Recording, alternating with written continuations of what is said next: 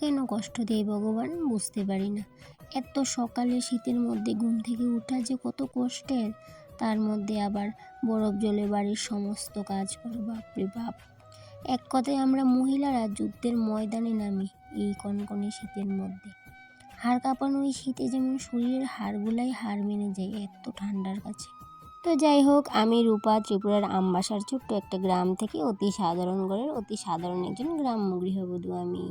শুভ সকাল সবাইকে, কেমন আছো সবাই? আশা করছি সবাই ভালো আছো। খুব সকালে ঘুম থেকে উঠেছি অনেকটাই ভোরে, প্রায় অন্ধকারই ছিল। এখন তো সকাল 5টার সময় উঠলেও দেখবি কি বাইরে প্রচণ্ড অন্ধকার। তো এত অন্ধকারের মধ্যে উঠেও কিন্তু এই যে ঘরের কিছু টুকিটাকি কাজকর্ম সমস্তটাই সেরে নিয়েছি। তারপর একটু হাঁটাহাঁটির জন্য রাস্তাতে গেলাম, একটু সময় হাঁটাহাঁটি করে এবার বাড়ি চলে আসলাম।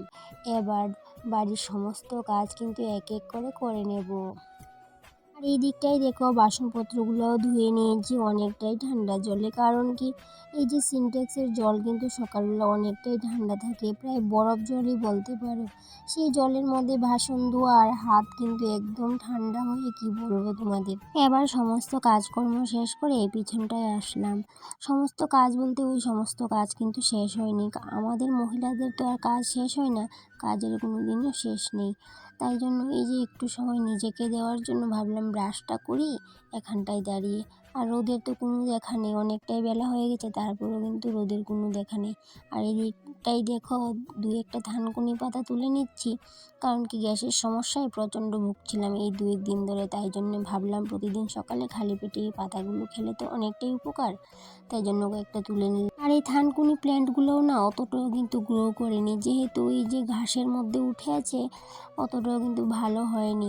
অনেক সময় কি হয় বলো তো, উঠানের পাশে খুব সুন্দর করে কিন্তু থানকুনি পাতাগুলো হয়, কিন্তু এবার কিন্তু হয়নি আমাদের বাড়িতে। অন্যান্য বছর কিন্তু খুব সুন্দর করে হয়। তো তাই জন্য কি ভাবলাম বলো তো, ভাবলাম কি, অত তো প্ল্যান্ট লাগাচ্ছি এই কয়েকদিন ধরে, ভালোই কিন্তু প্ল্যান্টের যত্নও নিচ্ছি।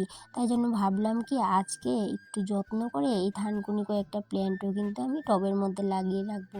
তাহলে কি হবে বলো তো, একটু যত্ন যদি পাই তাহলে কিন্তু খুব সুন্দরভাবে থানকুনি প্ল্যান্টগুলা হবে, এমনটাই ভাবছিলাম। কিন্তু দেখি কি করা যায়। আর এই দিকটাই দেখো, সমস্ত কাজ বাজ ছেড়ে একটু চা নিয়ে এই যে রোদের মধ্যে দাঁড়িয়ে চা খাচ্ছিলাম আর আমার একজন মাসিমণির সাথে কথা বলছিলাম। তো একটু সময় কাজের ফাঁকেও কিন্তু নিজেকে দিতে লাগে, তাই জন্য ওই যে যখনই মন চাই নিজেকে কিন্তু একটু সময় দিই। এই যে সারাদিন কাজকর্ম তো করতেই থাকবো, তার ফাঁকেও যদি নিজেকে যদি 5 মিনিটও সময় দিই, নিজের মতো করে একটু দাঁড়িয়ে চা খাই বা নিজের মতো করে একটু রোদ পোহাই, তাহলে কি হবে বলো তো, সারাদিনের ক্লান্তি যেন এমনিতেই দূর হয়ে যায়। তাই জন্য এই যে নিজেকেই নিজে একটু সময় দিয়ে নিই। আর এই দিকটাই দেখো, কাপড়গুলোও কিন্তু আমার ধোয়া কমপ্লিট হয়ে গেছে।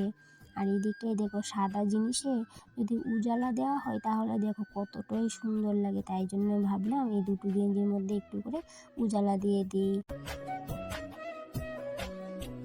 এদিকে কাপড় চোপড় কাচাকাচি করতে করতে কিন্তু আমি ডাল ভাতও নামিয়ে নিয়েছি। যেহেতু আমি কাপড় কাচতে কাচতে একটু দেরি হয়ে যাবে, তারপর স্নান করে রান্নাবান্নাটা করব, সেই জন্য কি করলাম, একটু ডাল আর ভাত নামিয়ে নিলাম। কারণ কি, হাজব্যান্ড যখন তখন বাড়িতে চলে আসবে, কারণ কি সকালে খাওয়া হয়নি, সেই জন্য ভাবলাম কি ডাল আর ভাত যদি নামিয়ে নিই তাহলে কিন্তু অতটা সমস্যা হবে না। আর বাকি রান্নাটা কিন্তু আমি স্নানের পরও করে নিতে পারবো। এদিকে ডাল ভাত রান্না করে নিয়েছি, আবার কি রান্না করব সেটাই ভাবছিলাম। কারণ কি, ঘরে কিন্তু আজকে সবজি বাজার করা নেই। আর সবজি কিন্তু বেশ অনেক দিন ধরেই খাওয়া হচ্ছে। মাছটা কিন্তু প্রায় অনেক দিন হয়ে গেছে, মাছটা ঘরে আনা হয়নি। আমি আনতে বলিনি, কারণ কি, আমি যদি বলতাম তাহলে কিন্তু নিয়ে আসতো। আমি বললাম যে লাগবে না। কারণ কি বলতো, আমরা হলাম মিডল ক্লাস ফ্যামিলির মানুষ। আর মিডল ক্লাস ফ্যামিলির মানুষরা কিন্তু একটু হিসেব করেই চলতে হয়, না হলে কি হয়, মাস শেষে কিন্তু অনেকটাই কিন্তু কষ্ট হয়ে যায়। এই যেমন ধরো, আমাকেই বলতে পারো, আমি কিন্তু এই যে একটু বুদ্ধি করে সংসারটা চালাই বলে কিন্তু এই যে এত অল্প টাকায় সংসারটা চালিয়ে নিতে পারি। মাসের প্রথম দিকটায় হাজব্যান্ড যখন বেতন পায় তখন কিন্তু সমস্ত টাকাটাই আমার কাছে দিয়ে দেয়। কিন্তু টাকাটা আমার কাছে থাকা সত্ত্বেও আমি কিন্তু একটু এদিক সেদিক খরচ করতে পারি না, অনেক হিসেব করে খরচ করতে হয়। তো মাসে গড়ে কতবার মাছ মাংস আসবে সেটাও কিন্তু হিসেবের মধ্যে থাকে আমাদের। তো সমস্ত টাকাই কিন্তু হিসেব মতে খরচ করে কি হয় বলো তো, লাস্ট পর্যন্ত ওই যে 2,000 টাকার মতো হাতে রাখতে হয়। আর এই 2,000 টাকা দিয়ে কিন্তু এই যে ঘরের মাছ মাংস বলো, সবজি বলো, সমস্ত কিছুটাই কিন্তু চালিয়ে নিতে হয়। অনেক সময় কি হয়, বাড়তি খরচ থাকে, সেগুলো কিন্তু ওই টাকাটার মধ্যেই ম্যানেজ করতে হয়। আর এভাবেই কিন্তু বুদ্ধি করেই সংসারটা চালাই। একটু এদিক সেদিক হয়ে গেলে কি হবে বলো তো, তাহলে ওই মাস শেষে কিন্তু ওই যে অনেকটাই কষ্ট হয়ে যাবে। আর এই দিকটাই দেখো, সকালবেলা তো তোমাদের সাথে বলেছিলাম যে আমি থানকুনি প্ল্যান্টগুলো কিছু লাগিয়ে নেব টবের মধ্যে। ঘরে ছিল না কোনো টব, তাই জন্য কি করলাম বলো তো, প্লাস্টিকের একটা ছোটো ঝুড়ির মতো ছিল। তো ওই প্লাস্টিকের ঝুড়িটা যেহেতু ছিদ্র, তাই জন্য এই যে সাইডে প্লাস্টিকের আমি প্যাকেট দিয়ে নিয়েছি। তারপর মাটিটা ভালো করে ভরে এইভাবে থানকুনি কিছু প্ল্যান্ট লাগিয়ে নিলাম। কিছুদিন পর দেখতে পারবে এই প্ল্যান্টগুলো এতটা গ্রো করবে, কারণ কি এটার মধ্যে কিন্তু গোবর সারও মেশানো আছে। অনেকটাই সুন্দর করে আমি গাছগুলোকে লাগিয়ে নিলাম। আর এই দিকটাই দেখো, আজকের ব্লগটা কিন্তু এই পর্যন্তই থাকলো। আবার দেখা হবে পরবর্তী ব্লগে।